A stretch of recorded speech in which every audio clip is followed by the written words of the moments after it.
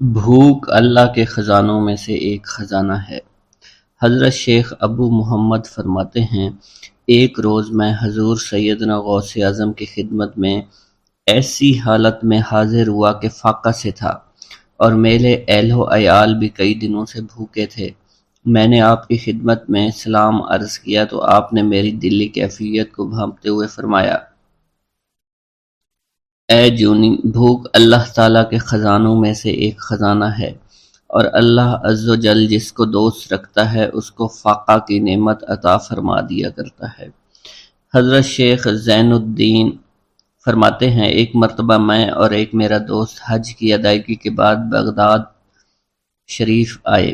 Baghdad شریف میں ہم کسی کو جانتے نہیں تھے اور ہمارے پاس صرف ایک قبضہ کمان تھی، جسے فروخت کر کے ہم نے کچھ چاول خریدے اور انہیں پکایا۔ ہم ان چاولوں سے سیر نہ ہو سکے اور نہ ہی ہمیں کوئی لطف محسوس ہوا۔ بعد ازاں ہم حضور سیدنا غوث اعظم کی محفل میں حاضر ہوئے تو آپ کچھ کلام فرما رہے تھے۔ ہمیں دیکھتے ہی آپ نے اپنا کلام قطع کر لیا اور فرمانے لگے، حجاز مقدس سے کچھ مہمان آئے اور ان کے پاس قبضہ کمان کے سوا کچھ نہ تھا، جسے انہوں نے فروخت کر کے چاول خریدے اور انہیں پکا کر کھایا، لیکن نہ ہی وہ سیر ہوئے اور نہ ہی لطف اندوز۔ حضرت شیخ زین الدین ابو الحسن علی بن ابو طاہر ابراہیم انصاری فرماتے ہیں، ہم نے جب حضور سیدنا غوث اعظم کا یہ کلام سنا تو ہم نہایت حیران ہوئے۔ محفل کے اختتام پر آپ نے دسترخوان بچھوایا۔ میں نے آہستگی سے اپنے دوست سے اس کی پسندیدہ چیز کے متعلق پوچھا تو اس نے کہا، حلوہ کھانا چاہتا ہے، اور میرے دل میں اس وقت شہد کی خواہش پیدا ہوئی۔ ابھی یہ سب کچھ ہمارے دلوں میں ہی تھا کہ حضور سیدنا غوث اعظم نے اپنے خادمین کو حکم دیا، جاؤ حلوہ شہد لے آؤ۔ خادمین نے حکم کی، تعمیل کی اور حلوہ اور شہد ہمارے سامنے لا کر رکھ دیا۔ آپ کا اس طرح ہمارے دلوں کی بات پر مطلع ہونے سے ہم حیران رہ گئے۔ حضرت ابو حفص عمر بن صالح بغدادی ایک مرتبہ اپنی اونٹنی کو ہانکتے ہوئے حضور سیدنا غوث اعظم کی خدمت میں حاضر ہوئے۔ عرض کرنے لگے، حضور، میں حج کے لیے بیت اللہ شریف جانا چاہتا ہوں، مگر میری یہ اونٹنی میرا ساتھ دینے کے قابل نہیں ہے، اور فی الحال میرے پاس کوئی دوسری سواری بھی نہیں ہے۔ آپ نے اس اونٹنی کی پشت پر ہاتھ پھیرا۔ اس کے بعد حضرت ابو حفص عمر بن صالح بغدادی نے اس اونٹنی کو ایڑی لگائی تو وہ اونٹنی بیت اللہ شریف تک بھاگتی ہی چلی گئی اور کوئی دوسری سواری اس کے قریب نہیں پہنچ سکی۔ حضرت ابو حامد فرماتے ہیں، میں ایک مرتبہ بغداد شریف میں حضور سیدنا غوث اعظم کی خدمت میں حاضر ہوا اور اپنا مصلی آپ کے نزدیک بچھا کر بیٹھ گیا۔ آپ نے مجھ سے فرمایا، اے حامد، تم عنقریب بادشاہوں کے دسترخوان پر بیٹھو گے۔ چنانچہ جب میں حران واپس پہنچا تو سلطان نور الدین زنگی نے مجھے اپنے پاس رہنے پر مجبور کر دیا اور مجھے اپنا مصاحب خاص مقرر کر دیا اور ناظم اوقاف مقرر فرمایا۔ حضرت شیخ ابو المظفر اسماعیل سے منقول ہے کہ ایک مرتبہ حضرت شیخ الہیتی بیمار ہو گئے۔ حضور سیدنا غوث اعظم ان کی عیادت کے لیے تشریف لائے۔ آپ نے ان کے نزدیک کھجور کے 2 درخت دیکھے جو 4 سال سے خشک تھے اور ان پر پھل نہیں آتا تھا۔ آپ نے ان درختوں کے نیچے بیٹھ کر وضو کیا اور 2 رکعت نماز ادا فرمائی۔ کچھ دن گزرنے کے بعد ان درختوں پر پھل لگ گئے اور وہ دوبارہ سے سرسبز و شاداب ہو گئے۔ جھولی کو میری بھر دو ورنہ کہے گی دنیا، ایسے سخی کا منگتا پھرتا ہے مارا مارا۔ مولانا عبد الرحمن جامی فرماتے ہیں، حضور سیدنا غوث اعظم کا ایک مرید آپ کے ہمراہ مسجد کی جانب جا رہا تھا۔ جمعہ کا دن تھا۔ اس دن کسی بھی شخص نے آپ کو دیکھ کر نہ سلام کیا، نہ ہی کچھ توجہ فرمائی۔ اس مرید کے دل میں خیال آیا کہ پہلے تو آپ جمعہ کی نماز کی ادائیگی کے لیے بڑی مشکل سے لوگوں کے ہجوم میں سے ہوتے ہوئے مسجد کی جانب تشریف لے جایا کرتے تھے، اور آج کوئی شخص بھی آپ کو سلام نہیں کر رہا ہے اور نہ آپ کے نزدیک آ رہا ہے۔ مولانا عبد الرحمن جامی فرماتے ہیں، ابھی یہ خیال اس مرید کے دل میں ہی تھا کہ حضور سیدنا غوث اعظم نے مسکرا کر اس مرید کو دیکھا، پھر لوگوں کا ایک جمع غفیر اکٹھا ہو گیا اور ہر کوئی آپ سے سلام کرنے کا خواہش مند تھا، یہاں تک کہ اس مرید اور آپ کے درمیان ہجوم حائل ہو گیا۔ اس مرید کے دل میں یہ خیال آیا کہ یہ پہلا حال اچھا تھا جب میں اور آپ تنہا تھے۔ مولانا عبد الرحمن جامی فرماتے ہیں، حضور سیدنا غوث اعظم شیخ عبد القادر جیلانی نے ایک مرتبہ پھر اس مرید کی دلی کیفیت کو بھانپتے ہوئے فرمایا، تمہیں معلوم نہیں لوگوں کے دل میری مٹھی میں ہیں، میں انہیں چاہوں تو پھیر دوں، چاہوں تو اپنی جانب متوجہ کر لوں۔ ایک مرتبہ ایک عورت حضور سیدنا غوث اعظم کی خدمت میں بیٹے کو لے کر حاضر ہوئی، عرض کیا میرے اس بیٹے کو آپ سے دلی لگاؤ ہے، آپ اسے اپنی غلامی میں قبول فرما لیں، میں اللہ عز و جل اور آپ کی خاطر اپنے بیٹے پر اپنے حق کو معاف کرتی ہوں۔ آپ نے اس لڑکے کو قبول فرما لیا۔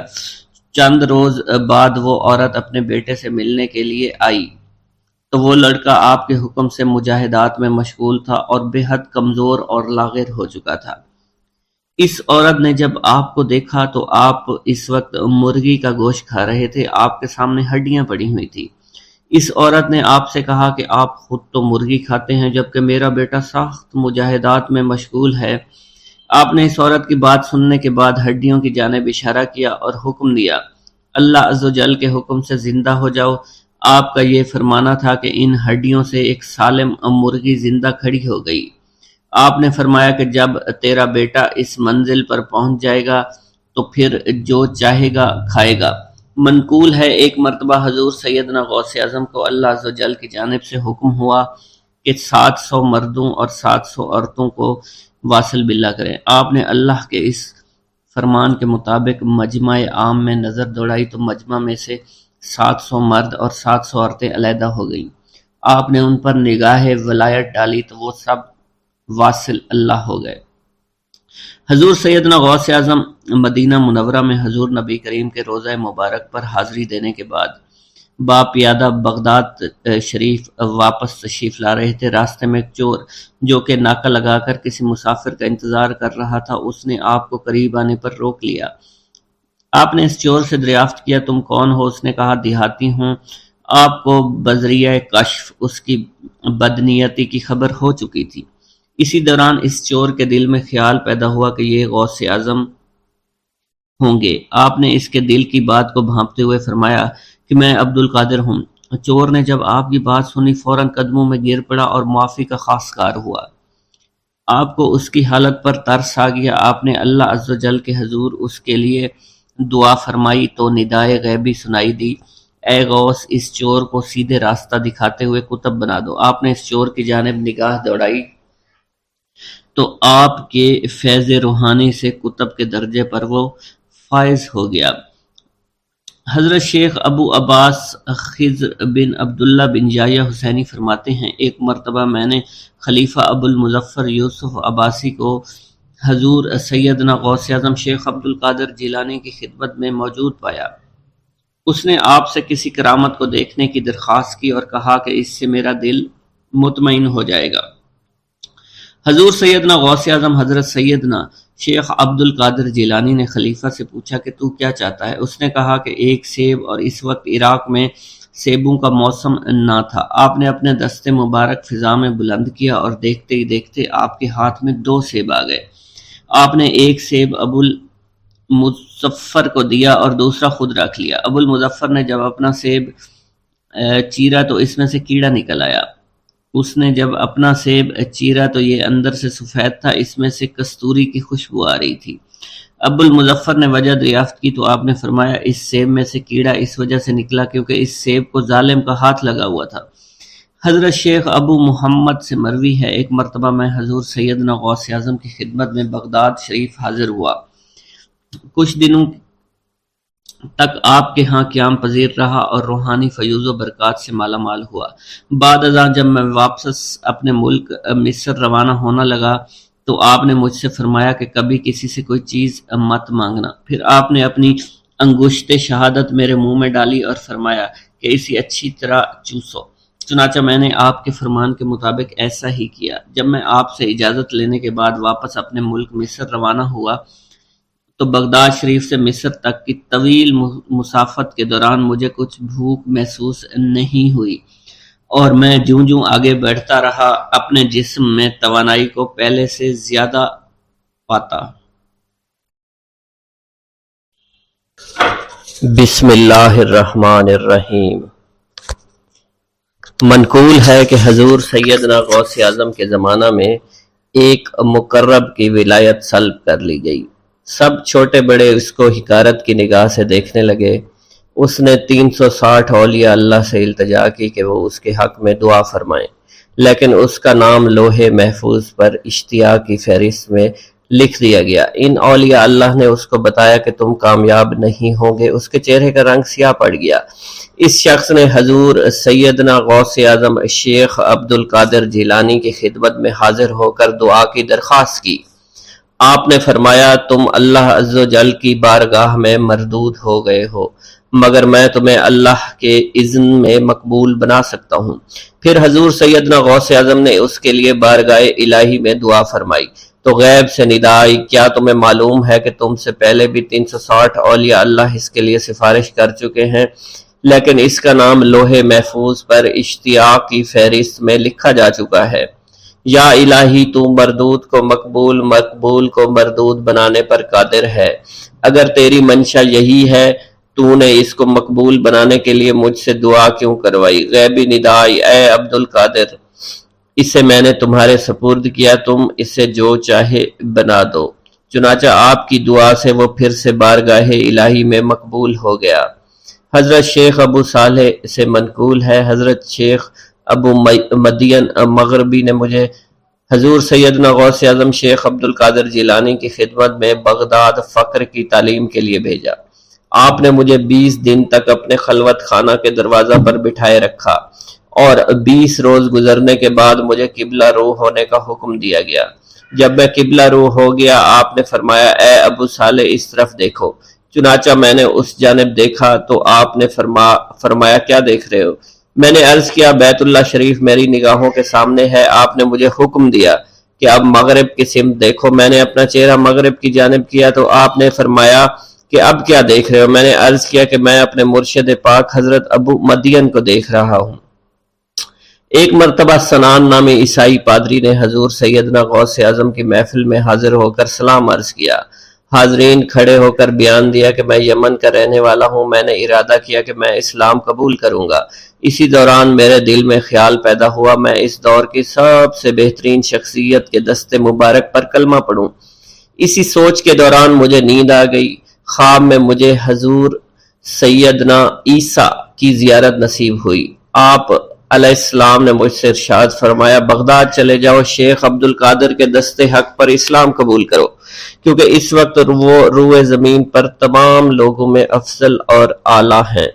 حضرت شیخ عمر الحکیمانی سے منقول ہے، ایک مرتبہ حضور سیدنا غوث اعظم کی خدمت میں 13 لوگ دائرہ اسلام میں داخل ہونے کے لیے حاضر ہوئے۔ ان لوگوں نے بیان کیا کہ ہم عرب کے عیسائی ہیں اور ہم نے کلمہ پڑھنے کا ارادہ کر لیا ہے۔ ابھی یہ سوچ ہی رہے تھے کہ کس مرد کامل کے دست حق پر کلمہ پڑھیں گے، ہمیں ہاتف غیب سے آواز سنائی دی کہ بغداد جا کر شیخ عبد القادر جیلانی کے دست مبارک پر کلمہ پڑھو۔ حضرت شیخ زین الدین ابو الحسن علی بن ابی طاہر سے مروی ہے، فرماتے ہیں میں نے حضور سیدنا غوث اعظم سے علم حاصل کیا۔ اللہ عز و جل نے مجھے 1 سال میں اتنا علم دیا کہ دوسروں کو وہ علم 20 سال میں بھی نصیب نہ ہوا ہوگا۔ میں نے آپ سے مصر جانے کی اجازت طلب کی۔ آپ نے فرمایا تو دمشق پہنچ کر غازیوں کو مصر میں داخل ہونے کے لیے تیار پائے گا تاکہ اس پر قبضہ ہو جائے، مگر ان سے کہنا کہ وہ ہرگز کامیاب نہ ہوں گے، ہاں دوسری مرتبہ وہ کامیاب ہو جائیں گے۔ حضرت شیخ زین الدین فرماتے ہیں جب میں دمشق پہنچا میں نے وہی حال پایا جو آپ نے بیان فرمایا تھا۔ میں نے ان سے کہا تو وہیں نہ رکے۔ جب میں مصر پہنچا تو میں نے خلیفہ کو ان کو مقابلے کے لیے تیار پایا۔ میں نے خلیفہ سے کہا گھبراؤ نہیں، کامیاب ہو جاؤ گے۔ وہ فرماتے ہیں خلیفہ نے مجھے اپنا ندیم خاص مقرر فرمایا اور اپنے ہر راز سے مجھے واقفیت دے دی۔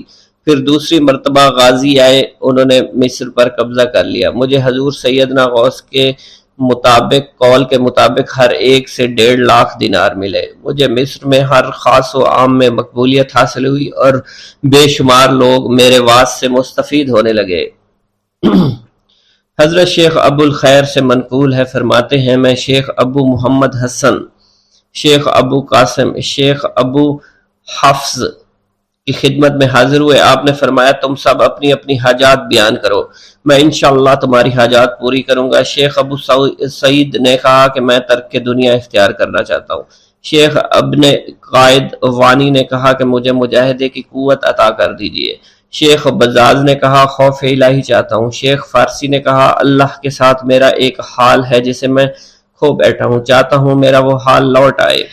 شیخ جمیل نے کہا میں حفظ کرنا چاہتا ہوں۔ شیخ عمر نے کہا میں علم کی زیادتی چاہتا ہوں۔ شیخ خلیل نے کہا میں چاہتا ہوں مجھے موت نہ آئے، یہاں تک کہ مجھے مقام قطبیت پر فائز کیا جائے۔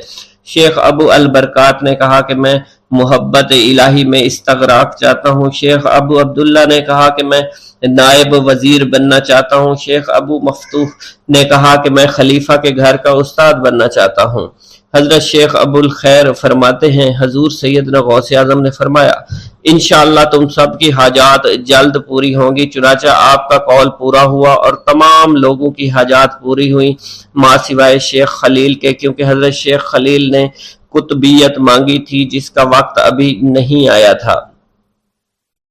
حضرت ابو السعد عبداللہ سے مروی ہے کہ میری کنواری بیٹی فاطمہ گھر کی چھت پر چڑھی تو اسے کوئی چیز اٹھا کر لے گئی۔ اس وقت میری بیٹی کی عمر 16 برس تھی۔ میں حضور سیدنا غوث اعظم شیخ عبد القادر جیلانی کی خدمت میں حاضر ہوا اور سارا ماجرا ان کے گوش گزار کر دیا۔ آپ نے فرمایا تم آج رات کو کرخ کے ویرانے میں جاؤ اور تل خمس 5واں ٹیلا کے پاس جا کر بیٹھ جاؤ اور اپنے ارد گرد دائرہ کھینچ لو۔ دائرہ کھینچتے وقت بسم اللہ علی نیت عبد القادر کے الفاظ پڑھنا۔ جب رات بڑھے گی جنوں کے گروہ مختلف شکلوں میں تیرے نزدیک سے گزریں گے، تم انہیں دیکھ کر خوف زدہ مت ہونا۔ جب صبح ہو جائے گی تو جنوں کا بادشاہ جماعت کے ہمراہ گزرے گا، وہ تجھ سے تیری حاجت پوچھے گا، تو اسے بتانا عبد القادر نے بھیجا ہے اور میری حاجت یہ ہے۔ ابو سعید فرماتے ہیں میں نے حکم کی تعمیل کی، آپ کے فرمان کے مطابق ڈراؤنی شکلوں والے لوگ گزرے مگر دائرہ کے نزدیک کوئی نہ آ سکا، یہاں تک کہ صبح جنوں کا بادشاہ گھوڑے پر سوار ہو کر آیا۔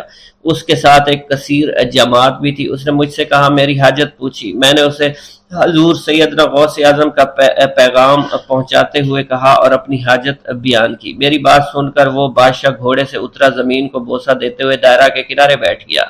بادشاہ کے بیٹھتے ہوئی جماعت بھی بیٹھ گئی۔ پھر بادشاہ نے اپنی جماعت کے کچھ لوگوں کو حکم دیا جاؤ جس نے یہ کام کیا ہے اسے میرے پاس لے کر آؤ۔ چنانچہ وہ لوگ ایک سرکش جن کو پکڑ لائے جس کے ساتھ میری بیٹی بھی تھی۔ جنوں کے بادشاہ سے کہا گیا کہ یہ ملک چین کے سرکش جنوں میں سے ہے۔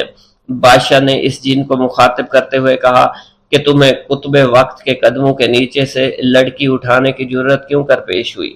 اس سرکش جن نے کہا کہ میں اس لڑکی پر عاشق ہو گیا تھا۔ بادشاہ جن نے اس سرکش جن کو سر قلم کرنے کا حکم دیا اور میری بیٹی مجھے واپس لوٹا دی۔ میں نے بادشاہ جن سے کہا کہ تم نے حضور سیدنا غوث اعظم کا حکم بجا لانے میں کوئی کسر نہ چھوڑی۔ بادشاہ جن نے کہا کہ وہ گھر بیٹھے ہم جیسے سرکشوں کو دیکھ لیتے ہیں، خواہ کتنی ہی دور کیوں نہ بیٹھے ہوں۔ جب اللہ عز و جل کوئی قطب مقرر کرتا ہے تو اسے جن و انس پر قدرت عطا فرما دیتا ہے۔ تفریح الخاطر میں منقول ہے حضور سیدنا غوث اعظم کے وصال کے بعد ایک شخص جو کہ عرصہ دراز سے مرشد کامل کی تلاش میں تھا اور وہ آپ کا شورا سننے کے بعد آپ کی خدمت میں بغداد شریف پہنچا۔ جب اس شخص کو معلوم ہوا کہ آپ وصال فرما گئے ہیں تو وہ آپ کی قبر مبارک پر حاضر ہوا اور آداب زیارت بجا لایا۔ آپ اپنی قبر مبارک سے باہر تشریف لائے، اس کا ہاتھ پکڑ کر اسے سلسلہ عالیہ قادریہ میں بیعت فرما دیا اور اس کی جانب خصوصی توجہ فرمائی۔ حضرت ابو بکر ارکیمی فرماتے ہیں میں ابتدائی عمر میں شتر بانی کا کام کیا کرتا تھا۔ ایک مرتبہ مجھے ایک شخص کے ساتھ حج کرنے کا اتفاق ہوا۔ اس شخص کو یہ خطرہ لاحق ہوا کہ وہ عنقریب مر جائے گا۔ اس نے مجھے ایک چادر اور 10 دینار دیے اور فرمایا یہ میری امانت تم بغداد شریف واپس جا کر حضور سیدنا غوث اعظم شیخ عبد القادر جیلانی رحمۃ اللہ علیہ کی خدمت میں پیش کر دینا۔ حضرت ابو بکر الکیمی فرماتے ہیں کہ میں اس وصیت کے کچھ دنوں بعد اس شخص کا انتقال ہو گیا۔ میں جب بغداد شریف تشریف لایا تو لالچ میں پھنس گیا، میرے دل میں خیال آیا ان چیزوں کے متعلق کسی کو کچھ علم نہیں ہے، چنانچہ میں نے وہ چادر اور 10 دینار اپنے پاس رکھ لیے۔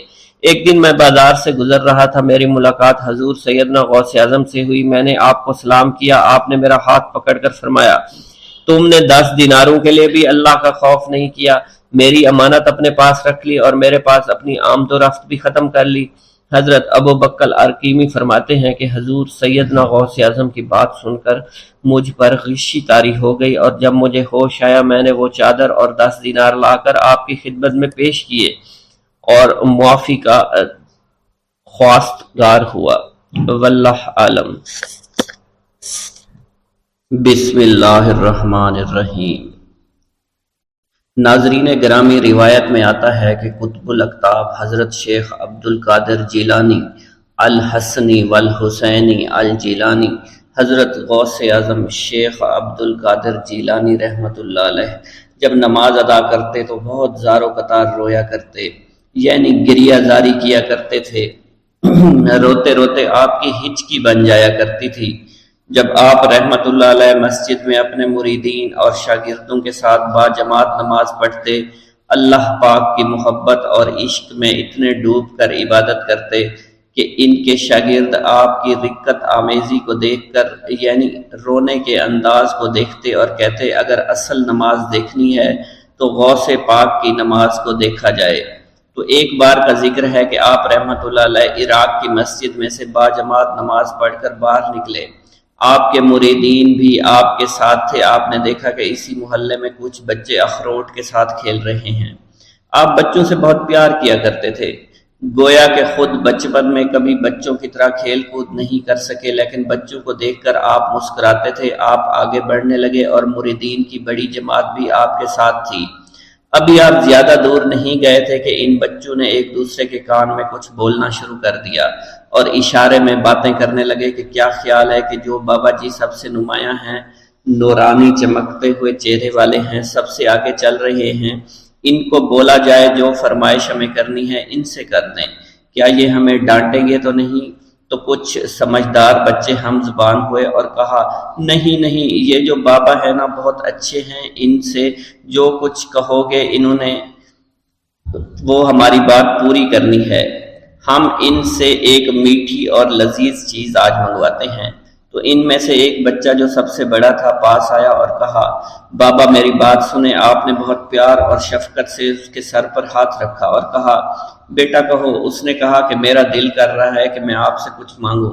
آپ نے فرمایا کہ کہو بیٹا کیا چاہتے ہو؟ وہ کہنے لگا کہ مجھے آپ اس فلاں جلیبی والے سے جلیبی لا کر دے سکتے ہیں، میرا کھانے کا بہت دل کر رہا ہے، میں چلا جاتا لیکن بابا میری باری آنے والی ہے، جب تک میں جلیبی لے کر وہاں آؤں گا میری باری چلی جائے گی۔ آپ رحمت اللہ علیہ کے وہاں کے مشہور بزرگ بڑے سردار لوگ ہیں، آپ کے خادمین آپ کے نوکر بننے کے لیے جان کی بازی لگانے کو تیار رہتے ہیں۔ ادھر وہ بچے آپ کے رتبے کو بھی دیکھ رہے تھے اور یہ بھی دیکھ رہے تھے کہ آپ کون سی شخصیت ہے، لیکن پھر بھی اتنے سارے لوگوں کو چھوڑ کر آپ سے وہ بچہ کہتا ہے کہ بابا مجھے جلیبی لا کر دے دیں۔ بابا جی نے کہا کہ ٹھیک ہے میں لا کر دے دیتا ہوں۔ آپ کا ایک مرید آپ کے پاس آیا اور کہا حضرت آپ کیوں اس بات پر توجہ دے رہے ہیں، آپ اس بچے کی فرمائش پر جلیبی لا رہے ہیں؟ حضرت آپ پر میری جان قربان ہو، میں اس بچے کو جلیبی لا کر دے دیتا ہوں۔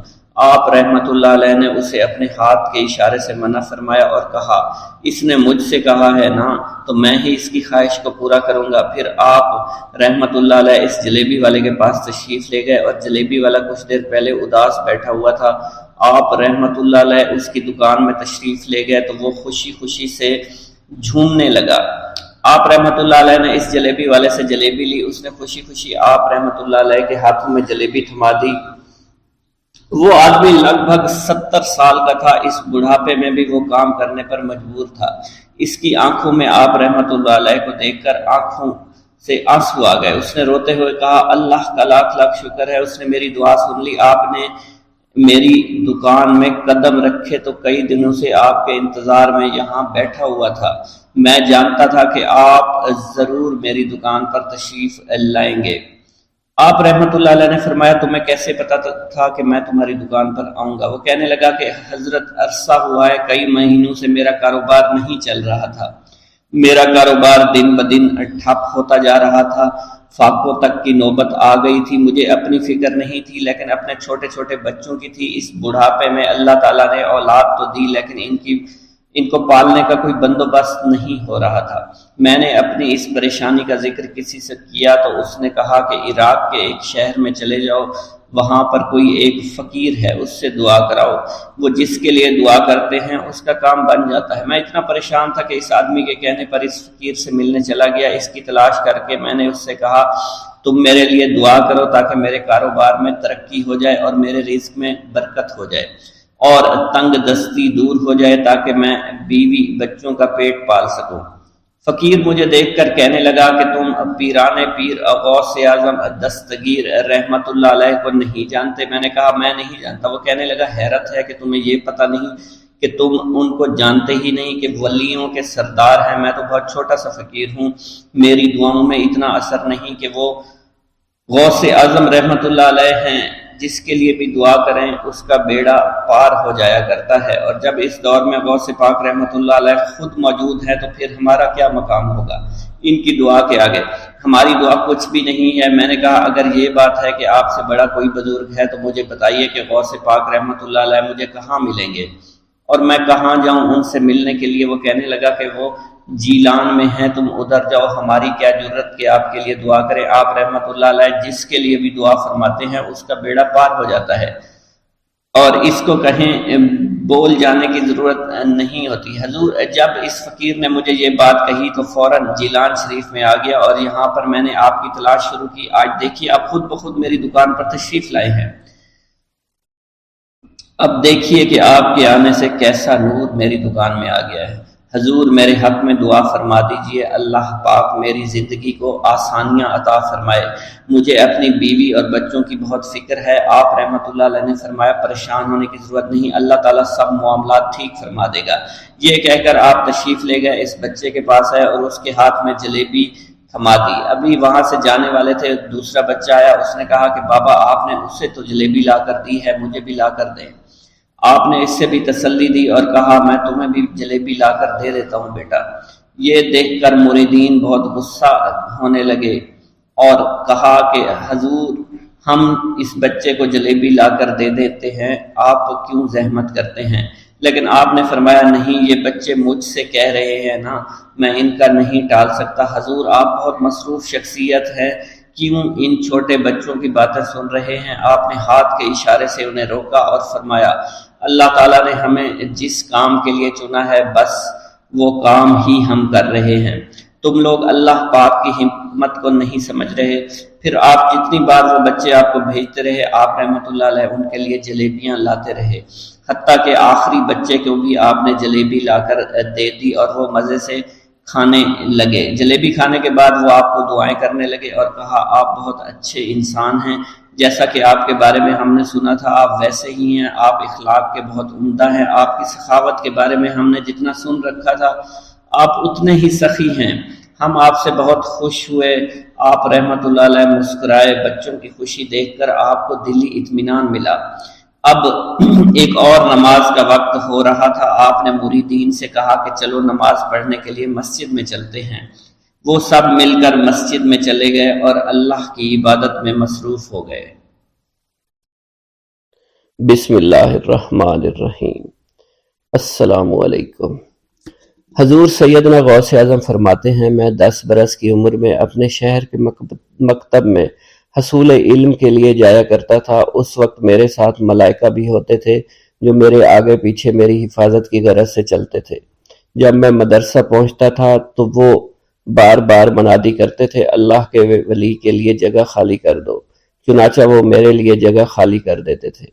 ایک مرتبہ میں نے ایک ایسے شخص کو دیکھا جس نے فرشتوں کی آواز سن کر کہا کہ یہ نہایت معزز گھرانے کا فرد ہے اور ان قریب اس کو وہ عظمت اور بزرگی حاصل ہوگی جس میں کوئی مزاحمت نہ ہوگی، اس کو ایسا قرب نصیب ہوگا کہ اس کو کوئی فریب نہ دے سکے گا۔ پھر 40 برس بعد میں نے اس شخص کو پہچانا، وہ شخص ابدالوں میں سے تھا۔ حضرت شیخ ابو سعود احمد بن ابی بکر سے مروی ہے، حضور سیدنا غوث اعظم نے فرمایا، میں 25 سال تک تنہا عراق کے بیابانوں میں پھرتا رہا۔ میں لوگوں کو نہ جانتا تھا، لوگ مجھے نہیں جانتے تھے۔ اسی دوران میرے پاس رجال الغیب اور جنات تشریف لائے، جنہیں میں طریقت اور رسول اللہ کی تعلیم دیا کرتا تھا۔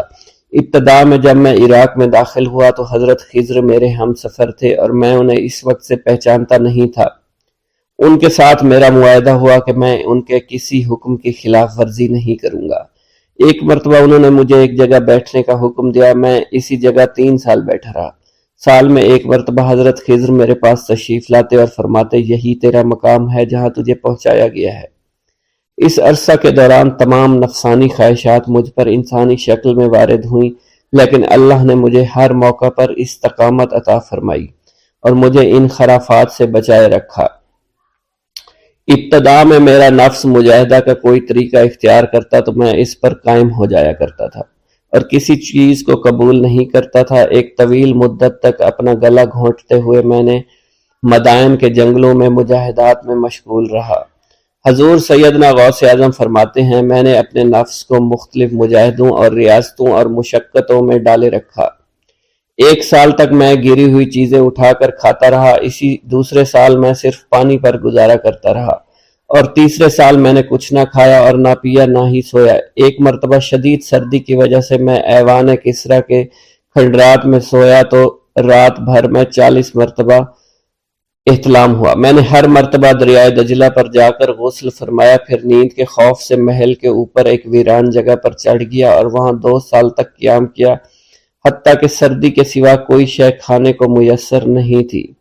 حضور سیدنا غوث اعظم فرماتے ہیں، ہر سال ایک بزرگ آتے اور وہ مجھے اونی جبہ دے کر چلے جاتے۔ اسی طرح میں نے بے شمار طریقوں سے دنیا اور نفس سے چھٹکارا حاصل کرنے کی کوشش کی۔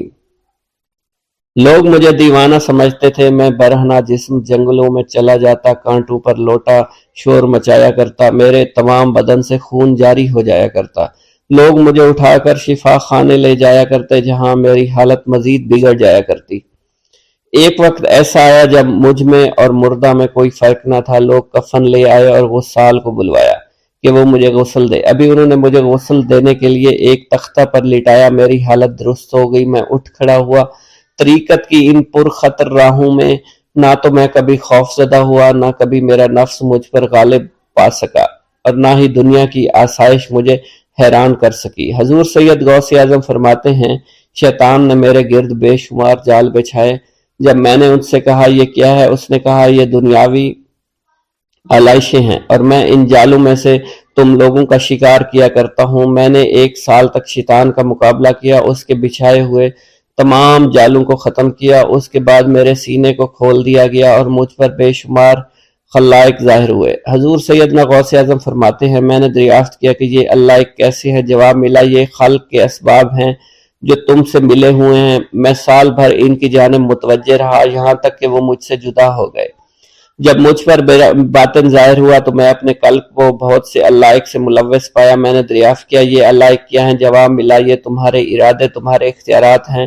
چنانچہ 1 سال تک ان کی جانب متوجہ رہا، یہاں تک کہ وہ سب علائق مجھ سے دور ہو گئے اور میرا قلب ان غلاظتوں سے نجات پا گیا۔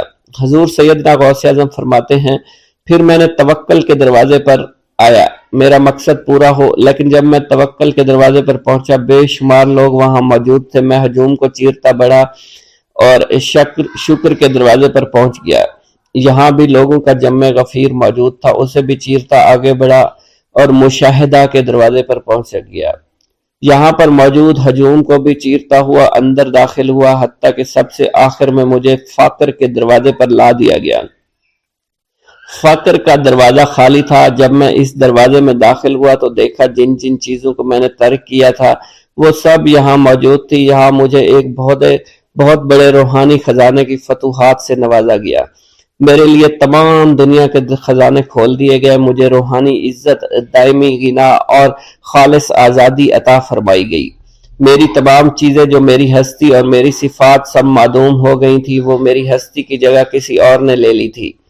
حضرت شیخ ابو سعید مخزومی نے حضور سیدنا غوث اعظم کو خرقہ خلافت سے نوازا اور فرمایا: اے عبد القادر، یہ وہ خرقہ ہے جو حضور نبی کریم صلی اللہ علیہ وسلم نے سیدنا علی المرتضیٰ کو عطا فرمایا۔ سیدنا علی المرتضیٰ نے یہ خرقہ خواجہ حسن بصری کو عطا فرمایا، جس سے ہوتا ہوا یہ مجھ تک پہنچا، اور یہ تمہاری امانت تھی جو میں نے تم تک پہنچا دی۔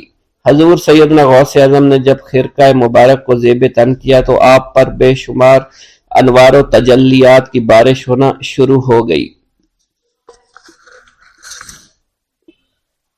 ایک گاؤں کے بارے میں کہا جاتا تھا کہ جہاں قدرت کی بے پناہ نعمتیں تھیں، اللہ پاک نے وہاں کے لوگوں کو مالا مال کیا ہوا تھا۔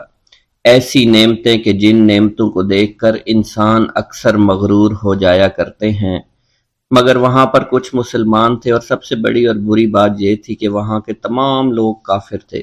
وہ کفار اپنی دولت پر بہت فخر کیا کرتے تھے، کیونکہ ان میں ہر ایک انسان بہت دولت مند تھا، ہر ایک کے پاس بے بہا پیسے تھے، کسی کو پیسوں کی کمی نہیں تھی۔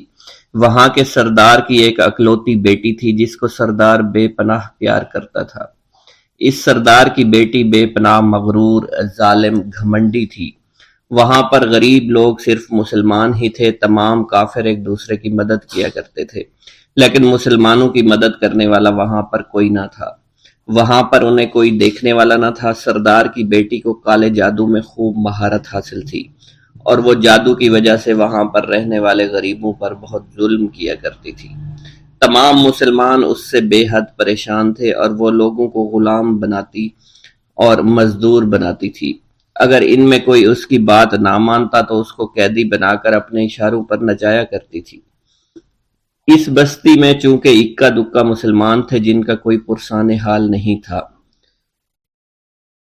کوئی بھی ان کو بچانے والا نہیں تھا۔ جب وہ سردار کی بیٹی کے ظلم حد سے بڑھ گئے تو مسلمانوں میں سے ایک بوڑھے شخص نے اللہ کے حضور گڑ گڑا کر دعائیں کی: اے اللہ، ہمارے چند نسلیں جو یہاں پر بچی ہوئی ہیں، ان نسلوں کو تو بچا لے۔ یہ سردار کی بیٹی جس نے ہمارا جینا دشوار کر رکھا ہے، یہاں کوئی بھی انسان ہمارا حال نہیں پوچھتا، اور نہ ہی ہمارے پاس مال و دولت ہے، اور نہ ہی ہمارے پاس جسمانی طاقت بچی ہے۔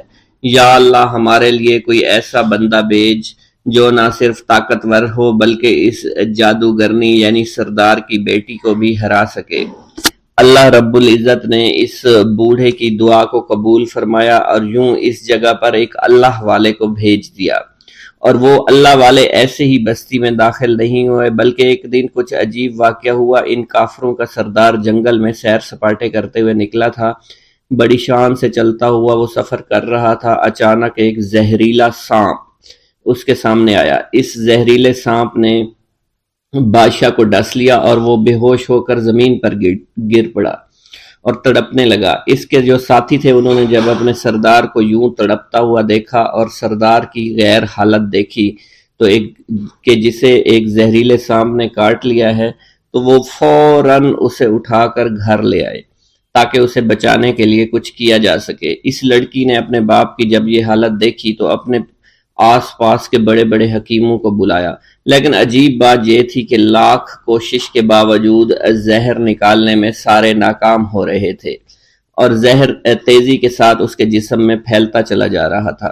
لیکن اسی وقت وہاں ایک درویش کی آمد ہوئی، ایک اللہ والے آئے، ان اللہ پاک نے اس مقصد کے تحت وہاں بھیجا تھا۔ اس اللہ کے ولی نے سردار کے گھر پر پہنچ کر دروازے کو کھٹکھٹایا۔ نوکروں نے پوچھا کون ہو، کس سے ملنا ہے؟ اس نے کہا میں نے سنا ہے کہ یہاں کے سردار کو سانپ نے ڈس لیا ہے۔ نوکر کہنے لگے کہ تمہیں کیسے پتا چلا کہ یہاں کے سردار کو سانپ نے ڈس لیا ہے؟ تم تو ہمیں اجنبی لگتے ہو، ہم نے تمہیں آج تک یہاں نہیں دیکھا ہے۔ اس نے کہا میں مسافر ہوں، اور مجھے خبر ملی ہے کہ یہاں کے سردار کو ایک زہریلے سانپ نے ڈس لیا ہے، اور کوئی بھی اس کا علاج نہیں کر پا رہا۔ नौकरों ने कहा तुम कौन हो? अल्लाह वाले ने कहा मैं हकीम हूँ और मैं इनके इलाज की गरज से यहाँ आया हूँ। वो नौकर अल्लाह वाले की हालत देखकर हंसने लगे, क्योंकि आपने फटे पुराने कपड़े पहन रखे थे और देखने से बहुत गरीब मालूम होते थे। वो नौकर कहने लगे कि इतने बड़े सरदार का इलाज करोगे? अरे यहाँ तो उसके पास बड़े बड़े हकीम बुलाए गए हैं, हमारे सरदार के पास पैसों की कोई कमी नहीं है, और वो तुम जैसे गरीब से भला क्यों इलाज करवाएंगे? दरवेश ने कहा अगर तुम चाहते हो तुम्हारे सरदार की जान बच जाए फिर मुझे अंदर जाने दो। गुलाम कहने लगा ठीक है, हम अंदर जाकर इजाजत लेकर आते हैं। नौकर अंदर गए, सरदार की बेटी से कहा एक गरीब आया है, कपड़ों से फकीर मालूम होता है, लेकिन कहता है मैं सरदार का इलाज कर सकता हूँ और मैं सरदार का इलाज करूंगा। जो जहर तेजी के साथ जिस्म में फैल रहा है मैं उसको बाहर निकाल फेंक करूंगा। उसकी बेटी कहने लगी ठीक है, बुला लो। जब वो अल्लाह वाले उसके घर के अंदर गए तो देखा सरदार तड़प रहा था, टांग को बार बार बिस्तर पर पटक रहा था। अल्लाह वाले ने उसके पैर की तरफ देखा जहां सांप ने उसको काटा था, उसी जगह अल्लाह वाले ने थूक दिया, फौरन वहां से भाग गए। उसके सारे सिपाही उसकी बेटी देखकर हैरान रह गए कि ये भला कौन सा दीवाना है, कमरे में आया, इलाज की बजाय इसी जगह पर थूक दिया जहां सिर्फ काटा था, और भाग भी गया। इसको कोई गिरफ्तार नहीं कर सका। सरदार की बेटी गुस्से में तिलमिला उठी कि उसने जो गुस्ताखी की है इसकी कोई बात नहीं, थूक को मैं साफ करवा दूंगी, मगर इसको तो मैं अभी गिरफ्तार करवाती हूं। और उसने अपने सरदार के एक नौकर से कहा कि इस थूक को साफ करो। उस नौकर ने थूक को साफ करने की बजाय उसको अच्छी तरह से टांग पर मल दिया। लड़की ने कहा क्या कर रही हो? उस फकीर ने मेरे बाप की टांग पर थूक दिया, अब इस थूक को तुम मल रहे हो। हकीम ने अपने हाथ के इशारे से सरदार के बेटे को रोक दिया। जैसे इस थूक को सरदार की टांग पर मला गया, फौरन सारा जहर खत्म हो गया। जो टांग कटने के काबिल थी वो टांग बिल्कुल ठीक हो चुकी थी, जो नीली पड़ चुकी थी अब असली हालत में आहिस्ता आहिस्ता वापस आ रही थी। और जब वो कबीले का सरदार बिल्कुल ठीक हो गया, होश में आ गया, तो हैरान रह गया। उसे बताया कि फकीर बाबा के थूक की वजह से आप ठीक हुए हैं। उसने कहा वो बुजुर्ग तो हमारे लिए मसीहा है, तुम लोगों ने उन्हें जाने क्यों दिया? उन्हें मेरे पास लेकर आओ, उन्होंने हम पर बहुत बड़ा एहसान किया है, हम उसके एहसान का बदला जरूर चुकाएंगे। उसकी बेटी जो खामोशी से बाप को देख रही थी उसने कुछ भी ना कहा। गांव के सरदार के कहने पर सारे सिपाही अल्लाह वाले को ढूंढने के लिए निकल गए। वो चारों तरफ फैल गए, लेकिन कहीं भी अल्लाह वाले का पता नहीं चल रहा था। फिर जब सिपाही तलाश करते करते जंगल में दाखिल हुए, वहां एक दरख्त के नीचे एक आदमी को इबादत करते हुए देखा। वो गौर से इस को देख रहे थे और कह रहे थे ये किस तरह की इबादत कर रहे हैं, हम लोग तो अपने बुतों के आगे हाथ जोड़ते हैं, ये ना जाने किसको सजदा कर रहे हैं। खैर, इबादत के फौरन बाद अल्लाह वाले को पकड़ लिया, गांव के सरदार के सामने पेश किया। वो कहने लगा आप कौन हैं और कहां से आए हैं? सबसे पहले तो मैं गुस्ताखी की माफी चाहता हूं, मेरे लोगों ने आपके साथ बड़ी बदतमीजी की, लेकिन आपकी वजह से आज मैं जिंदा हूं। हम गुनाहगारों की वजह से आप जैसे लोगों को बहुत तकलीफ हुई है, इसलिए मैं माजरत चाहता हूं। आपसे दरख्वास्त करता हूं कि आप मेरी तरफ से ये कीमती लिबास यानी कपड़े और अरबी घोड़ा कबूल कीजिए। अल्लाह वालों ने उसकी तरफ मुस्कुरा कर देखा और कहा ये घोड़ा, ये लिबास बहुत कीमती है, मगर ये लिबास पहनकर इस घोड़े के लिए घास काटूंगा तो क्या अच्छा लगूंगा? सरदार ने कहा फिक्र ना करें, घोड़े के साथ साथ हम आपको नौकर भी देंगे। अल्लाह वाले ने कहा कि इतनी मालो दौलत और नौकरों के साथ मैं अकेला रहूंगा। गांव का सरदार बोला हजूर आपकी ये बात सुनकर मैं सोच में गुम हो गया हूं, लेकिन ये मेरी बेटी आपके सामने हाजिर है। बेटी हैरत से अपने बाप को देख रही थी कि मेरा बाप अब क्या कहने वाला है। सरदार ने कहा मेरी बेटी जिसे आपने देख लिया है इसकी शादी मैं आपसे कर दूंगा, मगर एक शर्त है कि आपको अपने मजहब को छोड़ना पड़ेगा। मेरे सिपाहियों ने आपको इबादत करते हुए देखा है, जहां तक हमारे मामूलात हैं हम बुतों के आगे सजदा करते हैं और उनकी इबादत करते हैं اور آپ جس کے آگے سجدہ کرتے ہیں وہ اللہ ہے، یعنی آپ مسلمان ہیں اس لیے آپ کو اپنا مذہب چھوڑنا پڑے گا۔ کیا آپ ایسا کر سکتے ہیں؟ اللہ والے نے کہا کہ مجھے ایک بات بتائیے، آپ سب کچھ دیکھ رہے ہیں، آپ نے مجھے یہ بھی دعا دی کہ میری اولادیں ہوں اور آپ کی نسل آپ کی بیٹی سے چلے گی۔ مجھے ایک بات بتائیں، اگر ان بچوں میں سے کسی بچے کو خدا نہ خواستہ کچھ ہو گیا تو کس کو رونا پڑے گا؟ سردار نے جواب دیا، اگر خدا نہ خواستہ کچھ ایسا ہوا تو رونا مجھ کو ہی پڑے گا۔ اللہ والا نے مسکرا کر کہا، اگر یہ سارا مال لے کر مجھے رونا ہی پڑا تو آپ اپنا گھوڑا، اپنی دولت، اپنی بیٹی، ہر چیز اپنے پاس رکھ لو۔ میں خوش ہوں، میں مسلمان ہوں، میں ٹھیک ہوں۔ اگر یہ تمام چیزیں لے کر مجھے اپنا محلہ چھوڑنا پڑے تو میں اپنی جان دے کر بھی اپنے مذہب کو نہیں چھوڑوں گا۔ جس طرح آپ نے مجھے نوازا ہے، میں اسی رب کے دین کو چھوڑ کر چلا جاؤں گا۔ صرف چند پیسوں کی خاطر میں ہر دن پیسہ نہیں کر سکتا، اور اپنی درویشی میں بہت خوش ہوں۔ اللہ نے مجھے جس مقصد کے لیے بھیجا تھا وہ میرا مقصد پورا ہو جائے گا۔ گاؤں کے سردار نے پوچھا، یہ کہہ کر وہ اللہ والے جانے لگے تو سردار نے درویش کو رک جانے کا کہا اور کہنے لگے، میں نے مال دے کر تمہیں آزمایا اور تمہیں پرکھا، لیکن تم اپنے مذہب کو چھوڑنے پر راضی نہیں ہو۔ اگر تم یہی سب کرنے آئے تھے تو تمہیں اس بات کا ڈر نہیں؟ کیا تم نہیں جانتے ہم کتنے طاقتور ہیں، اور میری بیٹی اپنے عمل میں اتنی ماہر ہے کہ تمہیں یہاں کھڑے کھڑے ابھی جنگلی جانور بنا سکتی ہے۔ اللہ والے نے کہا کہ اس نے جنگلی جانور کمزور لوگوں کو بنایا ہوگا، یہ مجھے جانور بنا کر تو دکھائے۔ اس سے پہلے کہ گاؤں کا سردار اپنی بیٹی سے کچھ کہتا کہ اس پر وار کرو، اللہ والے نے جادوگرنی پر ایسی پھونک ماری کہ وہ اسی وقت ایک بہت بڑی چھپکلی بن گئی۔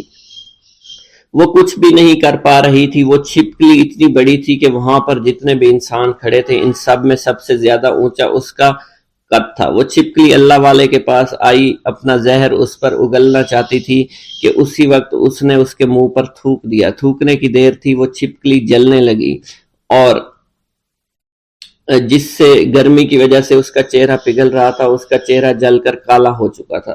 وہ مرنے والی تھی کہ سردار دوڑتا ہوا قدموں میں آ کر گر پڑا اور معافی مانگنے لگا اور کہنے لگا، حضور اس گستاخی کے لیے میں معذرت خواہ ہوں، آپ مجھے معاف کر دو، میں نے سچ میں آپ کو بہت کمزور سمجھا تھا، آپ کو آپ کا مذہب سے ہٹانا چاہا تھا۔ اگر میری بیٹی ٹھیک ہو جائے تو میں سچ کہتا ہوں یہاں پر جتنے لوگ ہیں ہم پوری کی پوری بستی مسلمان ہو جائیں گے۔ اللہ والے نے کہا کہ ہم تمہیں اپنے دین میں شامل کرنے کے لیے یہ سب نہیں کر رہے، بلکہ تم لوگ مسلمان بھائیوں پر جو ظلم کرتے ہو وہ ظلم کو ختم کرنے کے لیے ہم یہاں آئے ہیں۔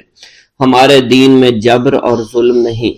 اگر تمہارے بیٹی سے انسان بن کر سدھر جاتی ہے تو اس کو اس کی اصلی حالت میں لانے کے لیے میں خود کو اللہ کی بارگاہ میں پیش کروں گا اور دعا کروں گا۔ سردار کہنے لگا کہ ہاں میری بیٹی اصلی حالت میں اگر آ جائے تو پھر ہم کسی پر ظلم و ستم نہیں کریں گے، اور میں دل سے اپنی بیٹی کے لیے معافی چاہتا ہوں۔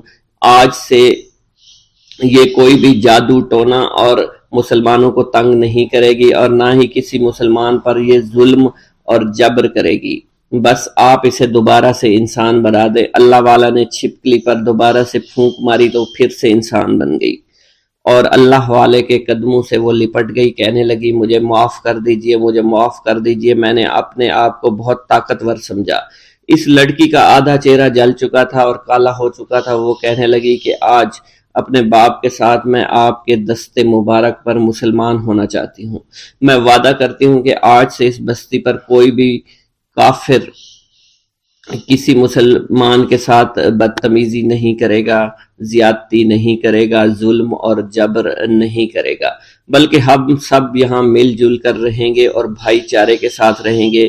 ہم سب مسلمان ہو جائیں گے اور پھر یوں اللہ والے کے ہاتھوں پوری بستی کا سردار اور اس کی بیٹی نے اسلام قبول کر لیا، اور سردار نے اللہ والے سے اپنی بیٹی کا نکاح کر دیا، اور پھر اس بستی میں ہمیشہ کے لیے امن و امان قائم ہو گیا۔ بسم اللہ الرحمن الرحیم۔ منقول ہے کہ حضور سیدنا غوث اعظم کے زمانہ میں ایک مقرب کی ولایت سلب کر لی گئی۔ سب چھوٹے بڑے اس کو حقارت کی نگاہ سے دیکھنے لگے۔ اس نے 360 اولیاء اللہ سے التجا کی کہ وہ اس کے حق میں دعا فرمائیں، لیکن اس کا نام لوح محفوظ پر اشتیاق کی فہرست میں لکھ دیا گیا۔ ان اولیاء اللہ نے اس کو بتایا کہ تم کامیاب نہیں ہوں گے۔ اس کے چہرے کا رنگ سیاہ پڑ گیا۔ اس شخص نے حضور سیدنا غوث اعظم شیخ عبد القادر جیلانی کی خدمت میں حاضر ہو کر دعا کی درخواست کی۔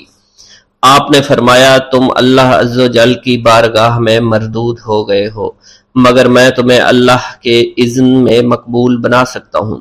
پھر حضور سیدنا غوث اعظم نے اس کے لیے بارگاہ الہی میں دعا فرمائی تو غیب سے ندا آئی، کیا تمہیں معلوم ہے کہ تم سے پہلے بھی 360 اولیاء اللہ اس کے لیے سفارش کر چکے ہیں، لیکن اس کا نام لوح محفوظ پر اشتیاق کی فہرست میں لکھا جا چکا ہے۔ یا الہی تو مردود کو مقبول، مقبول کو مردود بنانے پر قادر ہے۔ اگر تیری منشا یہی ہے تو نے اس کو مقبول بنانے کے لیے مجھ سے دعا کیوں کروائی؟ غیبی ندائی، اے عبد القادر، اسے میں نے تمہارے سپرد کیا، تم اسے جو چاہے بنا دو۔ چنانچہ آپ کی دعا سے وہ پھر سے بارگاہ الہی میں مقبول ہو گیا۔ حضرت شیخ ابو صالح سے منقول ہے، حضرت شیخ ابو مدین مغربی نے مجھے حضور سیدنا غوث اعظم شیخ عبد القادر جیلانی کی خدمت میں بغداد فقر کی تعلیم کے لیے بھیجا۔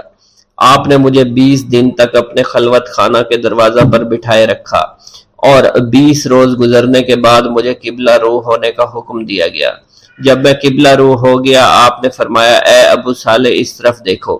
چنانچہ میں نے اس جانب دیکھا تو آپ نے فرمایا کیا دیکھ رہے ہو؟ میں نے عرض کیا بیت اللہ شریف میری نگاہوں کے سامنے ہے۔ آپ نے مجھے حکم دیا کہ اب مغرب کی سمت دیکھو۔ میں نے اپنا چہرہ مغرب کی جانب کیا تو آپ نے فرمایا کہ اب کیا دیکھ رہے ہو؟ میں نے عرض کیا کہ میں اپنے مرشد پاک حضرت ابو مدین کو دیکھ رہا ہوں۔ ایک مرتبہ سنان نامی عیسائی پادری نے حضور سیدنا غوث اعظم کی محفل میں حاضر ہو کر سلام عرض کیا۔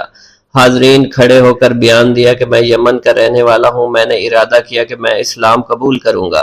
اسی دوران میرے دل میں خیال پیدا ہوا میں اس دور کی سب سے بہترین شخصیت کے دست مبارک پر کلمہ پڑھوں۔ اسی سوچ کے دوران مجھے نیند آ گئی۔ خواب میں مجھے حضور سیدنا عیسیٰ کی زیارت نصیب ہوئی۔ آپ علیہ السلام نے مجھ سے ارشاد فرمایا بغداد چلے جاؤ، شیخ عبد القادر کے دست حق پر اسلام قبول کرو، کیونکہ اس وقت وہ روئے زمین پر تمام لوگوں میں افضل اور اعلیٰ ہیں۔ حضرت شیخ عمر الحکیمانی سے منقول ہے، ایک مرتبہ حضور سیدنا غوث اعظم کی خدمت میں 13 لوگ دائرہ اسلام میں داخل ہونے کے لیے حاضر ہوئے۔ ان لوگوں نے بیان کیا کہ ہم عرب کے عیسائی ہیں اور ہم نے کلمہ پڑھنے کا ارادہ کر لیا ہے۔ ابھی یہ سوچ ہی رہے تھے کہ کس مرد کامل کے دست حق پر کلمہ پڑھیں گے، ہمیں ہاتف غیب سے آواز سنائی دی کہ بغداد جا کر شیخ عبد القادر جیلانی کے دست مبارک پر کلمہ پڑھو۔ حضرت شیخ زین الدین ابو الحسن علی بن ابی طاہر سے مروی ہے، فرماتے ہیں میں نے حضور سیدنا غوث اعظم سے علم حاصل کیا۔ اللہ عز و جل نے مجھے 1 سال میں اتنا علم دیا کہ دوسروں کو وہ علم 20 سال میں بھی نصیب نہ ہوا ہوگا۔ میں نے آپ سے مصر جانے کی اجازت طلب کی۔ آپ نے فرمایا تو دمشق پہنچ کر غازیوں کو مصر میں داخل ہونے کے لیے تیار پائے گا تاکہ اس پر قبضہ ہو جائے، مگر ان سے کہنا کہ وہ ہرگز کامیاب نہ ہوں گے، ہاں دوسری مرتبہ وہ کامیاب ہو جائیں گے۔ حضرت شیخ زین الدین فرماتے ہیں جب میں دمشق پہنچا میں نے وہی حال پایا جو آپ نے بیان فرمایا تھا۔ میں نے ان سے کہا تو وہیں نہ رکے۔ جب میں مصر پہنچا تو میں نے خلیفہ کو ان کو مقابلے کے لیے تیار پایا۔ میں نے خلیفہ سے کہا گھبراؤ نہیں، کامیاب ہو جاؤ گے۔ وہ فرماتے ہیں خلیفہ نے مجھے اپنا ندیم خاص مقرر فرمایا اور اپنے ہر راز سے مجھے واقفیت دے دی۔ پھر دوسری مرتبہ غازی آئے، انہوں نے مصر پر قبضہ کر لیا۔ مجھے حضور سیدنا غوث کے قول کے مطابق ہر ایک سے 1.5 لاکھ دینار ملے۔ مجھے مصر میں ہر خاص و عام میں مقبولیت حاصل ہوئی اور بے شمار لوگ میرے واعظ سے مستفید ہونے لگے۔ حضرت شیخ ابو الخیر سے منقول ہے، فرماتے ہیں میں شیخ ابو محمد حسن، شیخ ابو قاسم، شیخ ابو حفظ کی خدمت میں حاضر ہوئے۔ آپ نے فرمایا تم سب اپنی اپنی حاجات بیان کرو، میں انشاءاللہ تمہاری حاجات پوری کروں گا۔ شیخ ابو سعید نے کہا کہ میں ترک دنیا اختیار کرنا چاہتا ہوں۔ شیخ ابن قائد وانی نے کہا کہ مجھے مجاہدے کی قوت عطا کر دیجئے۔ شیخ بزاز نے کہا خوف الہی چاہتا ہوں۔ شیخ فارسی نے کہا اللہ کے ساتھ میرا ایک حال ہے جسے میں کھو بیٹھا ہوں، چاہتا ہوں میرا وہ حال لوٹ آئے۔ شیخ جمیل نے کہا میں حفظ کرنا چاہتا ہوں۔ شیخ عمر نے کہا میں علم کی زیادتی چاہتا ہوں۔ شیخ خلیل نے کہا میں چاہتا ہوں مجھے موت نہ آئے، یہاں تک کہ مجھے مقام قطبیت پر فائز کیا جائے۔ شیخ ابو البرکات نے کہا کہ میں محبت الہی میں استغراق چاہتا ہوں۔ شیخ ابو عبداللہ نے کہا کہ میں نائب وزیر بننا چاہتا ہوں۔ شیخ ابو مفتوح نے کہا کہ میں خلیفہ کے گھر کا استاد بننا چاہتا ہوں۔ حضرت شیخ ابو الخیر فرماتے ہیں حضور سیدنا غوث اعظم نے فرمایا انشاءاللہ تم سب کی حاجات جلد پوری ہوں گی۔ چنانچہ آپ کا قول پورا ہوا اور تمام لوگوں کی حاجات پوری ہوئیں ماں سوائے شیخ خلیل کے، کیونکہ حضرت شیخ خلیل نے قطبیت مانگی تھی جس کا وقت ابھی نہیں آیا تھا۔ حضرت ابو السعد عبداللہ سے مروی ہے کہ میری کنواری بیٹی فاطمہ گھر کی چھت پر چڑھی تو اسے کوئی چیز اٹھا کر لے گئی۔ اس وقت میری بیٹی کی عمر 16 برس تھی۔ میں حضور سیدنا غوث اعظم شیخ عبد القادر جیلانی کی خدمت میں حاضر ہوا اور سارا ماجرا ان کے گوش گزار کر دیا۔ آپ نے فرمایا تم آج رات کو کرخ کے ویرانے میں جاؤ اور تل خمس 5واں ٹیلا کے پاس جا کر بیٹھ جاؤ اور اپنے ارد گرد دائرہ کھینچ لو۔ دائرہ کھینچتے وقت بسم اللہ علی نیت عبد القادر کے الفاظ پڑھنا۔ جب رات بڑھے گی جنوں کے گروہ مختلف شکلوں میں تیرے نزدیک سے گزریں گے، تم انہیں دیکھ کر خوف زدہ مت ہونا۔ جب صبح ہو جائے گی تو جنوں کا بادشاہ ایک جماعت کے ہمراہ گزرے گا، وہ تجھ سے تیری حاجت پوچھے گا، تو اسے بتانا عبد القادر نے بھیجا ہے اور میری حاجت یہ ہے۔ ابو سعید فرماتے ہیں میں نے حکم کی تعمیل کی، آپ کے فرمان کے مطابق ڈراؤنی شکلوں والے لوگ گزرے مگر دائرہ کے نزدیک کوئی نہ آ سکا، یہاں تک کہ صبح جنوں کا بادشاہ گھوڑے پر سوار ہو کر آیا۔ اس کے ساتھ ایک کثیر جماعت بھی تھی۔ اس نے مجھ سے کہا میری حاجت پوچھی۔ میں نے اسے حضور سیدنا غوث اعظم کا پیغام پہنچاتے ہوئے کہا اور اپنی حاجت بیان کی۔ میری بات سن کر وہ بادشاہ گھوڑے سے اترا، زمین کو بوسہ دیتے ہوئے دائرہ کے کنارے بیٹھ گیا۔ بادشاہ کے بیٹھتے ہوئی جماعت بھی بیٹھ گئی۔ پھر بادشاہ نے اپنی جماعت کے کچھ لوگوں کو حکم دیا جاؤ جس نے یہ کام کیا ہے اسے میرے پاس لے کر آؤ۔ چنانچہ وہ لوگ ایک سرکش جن کو پکڑ لائے جس کے ساتھ میری بیٹی بھی تھی۔ جنوں کے بادشاہ سے کہا گیا کہ یہ ملک چین کے سرکش جنوں میں سے ہے۔ بادشاہ نے اس جن کو مخاطب کرتے ہوئے کہا کہ تمہیں قطب وقت کے قدموں کے نیچے سے لڑکی اٹھانے کی جرت کیوں کر پیش ہوئی؟ اس سرکش جن نے کہا کہ میں اس لڑکی پر عاشق ہو گیا تھا۔ بادشاہ جن نے اس سرکش جن کو سر قلم کرنے کا حکم دیا اور میری بیٹی مجھے واپس لوٹا دی۔ میں نے بادشاہ جن سے کہا کہ تم نے حضور سیدنا غوث اعظم کا حکم بجا لانے میں کوئی کسر نہ چھوڑی۔ بادشاہ جن نے کہا کہ وہ گھر بیٹھے ہم جیسے سرکشوں کو دیکھ لیتے ہیں، خواہ کتنی ہی دور کیوں نہ بیٹھے ہوں۔ جب اللہ عز و جل کوئی کتب مقرر کرتا ہے تو اسے جن و انس پر قدرت عطا فرما دیتا ہے۔